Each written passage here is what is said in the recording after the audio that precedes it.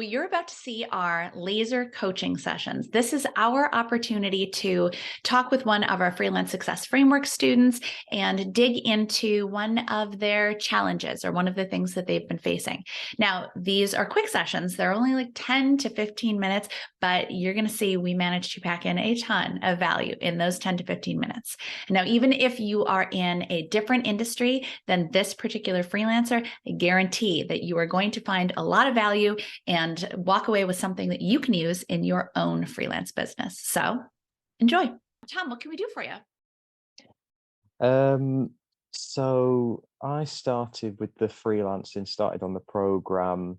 I think it would have been around, I don't know, September sort of time last year. And it was for digital marketing, sort of web analytics services and that sort of thing.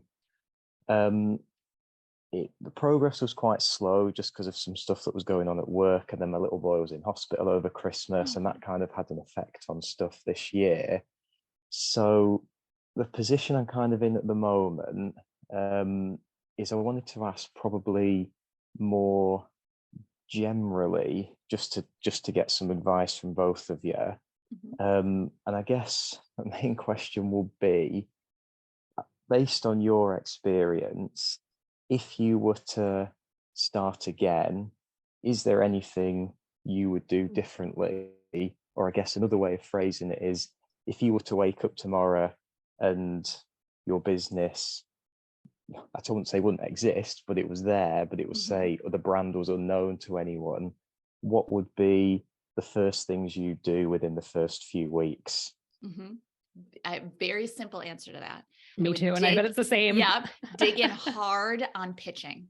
Yeah. Pitching is the straight line between where you are and where you want to be. All of the other stuff, posting on Instagram, posting on LinkedIn, all of that kind of, that's all the that's great supplemental stuff. But if you want to land it's the shiny the likes feel stuff. good, the comments feel good, but likes and comments are vanity if they don't translate to work. Yeah. If your goal is to make money and land clients, the absolute proven way, the one proven way, besides like repitching previous clients, let's absolutely do that as well. Yes. But the one proven way to land new clients is to reach out to those clients with value-based pitches. Not all the stuff that we go through in Pitchapalooza, all that kind of stuff, but to make it and to do it consistently. It's the answer that nobody wants. Everybody's always kind of hoping that there's going to be maybe a different answer and maybe a secret that we haven't shared anywhere. But it's, the good news is it's actually very simple. Don't overcomplicate it. Dig in on your pitching. Set time aside, put time on your calendar. Because if you leave it toward the end of the day and you never actually do it, or if you leave it to the end of the week, because it's like me, but going to the gym. Yeah. Leave it to the end of the day. It's not going to happen. Schedule it out so it gets done. And then if you do it early in the day, then you're done with that and you can move on to the next thing. Yeah. And to answer the first part of your question, my answer is very similar of what I wish I knew before, because I think that was the first part, right? What I wish I knew before I started. Yeah, just anything that's almost like key learnings from your experience of it, I guess, really, but going right back to the very start. Yeah. For me, it's definitely, before I met and worked with Nicki, I didn't have a system in terms of for freelancing. I started as an on-staff copywriter, which was, wonderful and great experience. And for anyone who wants to do that, it's very valid. I think people especially if you come from other career fields, it can feel like, why would I never want to go back in an office, but it can be a very different office. All of my office experiences have been delightful, great people, great environment, great, everything. But I didn't have a system for landing clients. So when I went freelance, I was very much relying on former colleagues, definitely, I don't want to say wishing and hoping, but to some extent to be like, send out emails that weren't value-based, that were just like, hey, I'm freelance now, which is fine to tell your friends and family that, absolutely. But that was my original method for landing work. It was very, hey, who do you know? Do you know anyone? And not doing my own proactive outreach. So I was taking whatever I could get at the beginning too. And luckily some of it was great work. Some of it would I choose to do again? Probably not, but. Well, and then it leaves you at the mercy of fate. You know, if Right. someone knows somebody 1,000%. else, then, but when you are actively reaching out yourself, when you're actively pitching, you are taking control of the So opportunities. it's control of the situation. Yeah. Mhm. Versus me, I was not in control of anything. Yeah, well, that's the thing I kind of find at the moment, that I'm in quite a fortunate position where my, I'd say, normal job that I'm obviously still in at the moment is obviously within digital marketing. So I am learning bits within that, which I can then apply to the freelance stuff that I'm doing. Mhm. So I say I'm in a fortunate position where I can reach out more to, I guess, organizations, businesses that I would genuinely be interested in working with, trying to take anything and everything that comes my way. And one of my other questions, just to get your advice on this, that I was doing a lot of email pitching to start off with, like in the first instance, the first method of reaching out. But I have found more recently, I've had a bit more success, obviously phoning up in the first instance, obviously asking if there's a marketing person, getting through to the right person and asking them. Most of the time, they're very friendly, but I found some of them who say, oh, we already work with an agency that does that. And I kind of say, well, I'm not looking to take over from them. It's to support stuff where there might be gaps and that sort of thing, trying to explain it a little bit more. Is that the approach you'd probably say I'd be best taking if they say they are working with an agency? Because then obviously it's probably something where they've got that relationship with them. What would be a potential way around that? Well, I'll tell you, I mean, you're in the industry, so you know how often companies hire new agencies, companies ditch agencies, all that kind of thing. If someone says they're currently working with an agency, you say, great, that's good for you. I'm so glad you're happy with them. Do you mind if I follow up again and say 3 months or 6 months or whatever, just to see if things have changed? Because they do. Yeah. They change really often, right? An agency that they love one day, the next month they can go, oh, they're too expensive, or they're not, there's no ROI, or there's whatever. So if it's a company you'd like to work with and they're currently working with an agency, then put them on your list to reach out back to again in a couple of months, in 3 years, because things are changing all the time. There's no point in you similar to what you trying do with one of to the follow-up emails then, really, exactly, isn't it? exactly. There's no Yeah. point in you trying Okay. to be like, well, I'm better than this agency, and because Yeah. nobody's going to be receptive to that. But if you can be the person that comes in the door when they're like, oh, we don't have that agency anymore, we still need this work done, then you can be the hero. Yeah. Yeah, that makes sense. Yeah. Alternatively, and I'm not sure. So remind me, what are you running a full-on agency yourself, or are you?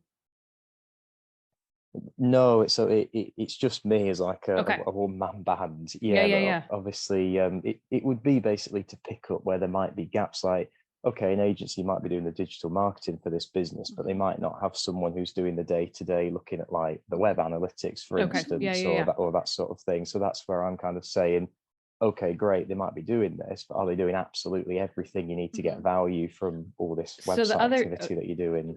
Yeah. The reason why I wanted to clarify is because potentially you could also find out what the agency is that's working with that company and pitch the agency to work with the agency. Yeah, it was going to be another question I had actually about getting in touch with the agencies. Would that be a potential another step I could take with that then, to see if agencies have slots within them as well? 1,000%. Yeah. It's just because my experience with agency, both working with them and for them, has been quite mixed. So I've always been a bit skeptical about that, really. But that's just worst case though. You leave. You say, "Oh, it's great," and you stay with them. And other case, you do a project and you say, "Maybe not, and maybe not." Experiences working with companies are mixed, right? Like every company is different. Every agency is different. Every boss is different.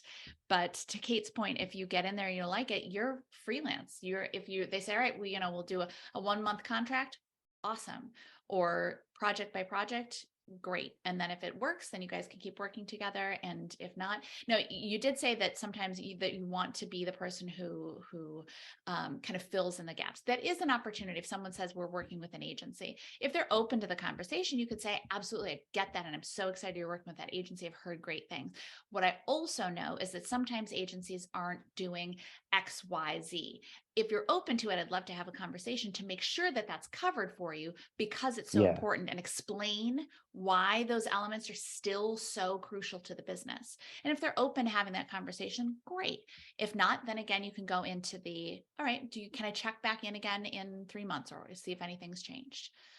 Yeah, so it's asking those more questions, isn't it, about what the agency is specifically doing for them. Yeah, that makes sense. So I think it's just when I got to that point where they've asked, I've not really known what to say then. Whereas obviously if it's over an email, you've got more time to think about it, haven't you? Whereas on the phone, you've got to answer there and then. I've got time for one more question. Yes, you have 6 seconds. No, we can do a little bit longer than 6 work seconds. it in. I'll try and keep it fairly quick. So obviously, like I said, I've seemed to have had more success in terms of getting contacts and that over the phone at the moment. A lot of my initial outreach I was doing to some specific sort of types of organizations and businesses in the US and Canada, just because I had it's part of like my family heritage, and it's an area that I'm sort of interested in over that it's like the western side of the continent.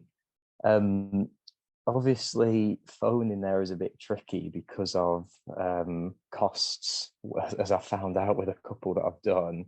Do you have any recommendations getting around that? Because I don't seem to have had as much success with emails. Yes, I would look into a Google number or a Skype number. So that's what I did. I worked in Germany for 4 years, and I had a Skype phone number at the time. Skype was bigger than Google.